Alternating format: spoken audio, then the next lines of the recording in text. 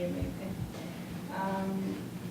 My name is Maria Leal, and I was one of the, also a student of Krzysztof's, and I was also very lucky because, in fact, I was one of the first students to go to Vienna as part of the IWM, the junior fellowships.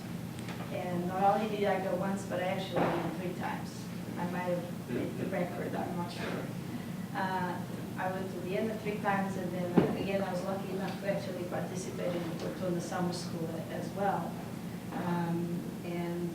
You know, so the experience of being in Vienna and being there, especially in 89 and 90, when there were so many fascinating people coming through to discuss, you know, to talk about, you know, the future of Europe, especially the future of the post-communist future of Europe. It was really a fascinating time. So I, you know, not only was very impressed by Krzysztof as a teacher, and we'll talk just a little bit about that, but again, this opportunity that I had to participate in this program was really transformative in some important ways for me. Of course, Krzysztof was a very special friend too. I mean, I met him back in '89, and over the years, you know, we used to see each other when he was in Boston. James often goes to Vienna for projects, and I would come and visit as well. So we saw each other here, we saw each other in Vienna. We invited him to Maine. That was a very funny story because they were, Cornelia and Krzysztof came up, and of course the idea was to, you know, have beautiful strolls along the beach. Well, it turns out there was extremely thick fog for 2 days, and they never even got to see the ocean, even though we were very close to the ocean. So anyway, there were a lot of funny stories and very interesting moments, some wonderful discussions. But all along, you know, and again, only because of his sudden, and at least I was not aware that he was ill. I guess most people weren't, very few people were aware of it because he was so private. But since his death, I really have tried to grasp and articulate what this friendship meant, both what he meant as a teacher, and the opportunities that, you know, he opened up for me personally, and many of you who are here in this room. And so that's what I did. I just jotted down a few things that I'll highlight. I don't want to read another paper or anything like that, but I just want to follow very briefly a couple of things I wanted to highlight today, a few personal observations. First, about Krzysztof as a teacher. I mean, he was obviously intense, very intense. That was certainly one of the first impressions. Anybody sitting in Krzysztof's room, a classroom with, you know, and very methodical. So, you know, we always focused very, very clearly on the text at hand. Paragraphs were dissected, rigorous analysis of ideas. And what came through to us as students was his deep respect for ideas and for philosophical reflection. And that's one aspect of Krzysztof that was, you know, very striking and carried through, I think, you know, throughout his life. But there are other ways in which Krzysztof also exerted a powerful impression on us, the people who got to meet him and work with him. And it was a unique sense of purpose, actually extraordinary. I don't think I ever met anybody with such a dedication and such a sense of, you know, purpose in his life. Boundless energy and these unwavering dedications to the objectives he set for his own life. I understood those objectives much better after I got to spend time in Vienna. And so, again, you know, in thinking through how this, you know, acquaintance and friendship and mentorship, what it meant to me after all these years is that it really helped me, you know, I like to think of it as in terms, you know, trying to understand where were these principles that were so important for Krzysztof, that drove him. And to me, you know, in a simplified manner, they were about democracy and citizenship, and I'll explain a little bit why I say that. First of all, it was clear that, as a dissident and somebody who was brought up under communism, he understood the importance of democracy, and that the democracy could not really thrive without a strong civil society, as everybody already mentioned, and strong independent institutions. Now, a strong civil society and institutions also require clear articulation of the values and principles upon which they are built. So, human rights, rule of law, I mean, these are not just empty concepts. They embody centuries of intellectual debate and reflection. Their implementation is difficult and messy and needs to be rethought and recalibrated as we proceed. So I think this is, again, what's critical about this is that you cannot have a healthy, thriving democracy without responsible citizenship. And I think all of us who've lived through, what I consider a crisis of governance recently, perhaps can appreciate the importance of citizenship that way. It's something I really think about a lot in my work and as I think about issues of governance and what to do with little kids and why it's important to raise them well. And so I come back to this notion of citizenship and what I call responsible citizenship, again, because it's important to be,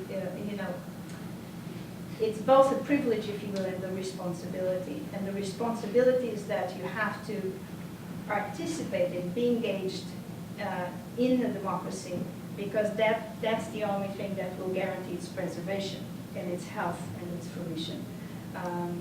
And so along these lines, I think the program for junior fellows was very much Krzysztof's and his dedication, and he made sure that there was a program for young fellows, not just for established scholars, because I think, again, he understood how important it is to develop, good habits of thought, analysis, critical thinking, open debate, self-reflection, and suddenly these were things that could all be practiced in the institute, in an atmosphere where you didn't have the pressures, that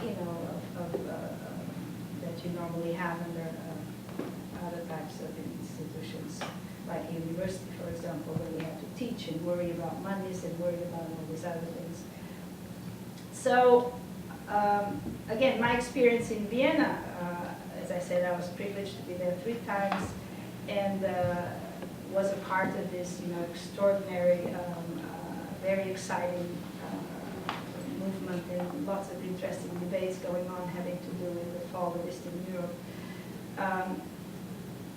But then again, for me as a student, again, this type of experience, this invigorating experience, had me question, and I think a lot of us perhaps will identify with that. How did it affect me? And how, would I just go back to, my previous intellectual life? Or how did that really affect us, this experience, having witnessed all these important conversations and discussions about the future of these societies? I'll just read very briefly a couple of things. I actually believe I speak perhaps also for other junior fellows who also realized what a privilege it is to actually be there at that time, at that place, and just to witness all of those discussions. So, what was the consequence of this experience? And this is where I want to come to. Can we, in some ways, I think it forces to question anew the choices that lay ahead for each one of us. So how would this particular experience now impact the decisions we would be facing about our own future as young people trying to understand what it means to be a student of philosophy or a practitioner of philosophy, and the choices you will make at this point as you come into the end of your graduate studies. So the question really is, would we be satisfied to practice our profession just within the narrow constraints of academic life? Wouldn't that feel somehow irrelevant or at least somewhat insufficient? I don't know, many of you here are colleagues, some of you followed the academic careers, others moved on to other things. But I think that's a question that we struggle with sometimes, is do you want to really live within just the confines of academia, or how does that knowledge, how does that reflection translate into something that can have an impact in the world? I think sometimes academics feel somewhat isolated, like they are within this, ivory tower, and that their knowledge doesn't really translate into action. And certainly that was something I struggled with, how to bring these two things together. And of course, the lesson, I want to say, there were many important lessons in Vienna, not just about revolutions and the impact and importance of ideas. But of course, I also learned a lot from observing Krzysztof in action. What his life exemplified is that the world of ideas and the world of action are not incompatible pursuits in one's life. That one does not necessarily have to choose between two disparate paths. On the contrary, they can, and in some important sense, they must complement each other. And that to me was a really important and interesting lesson to absorb.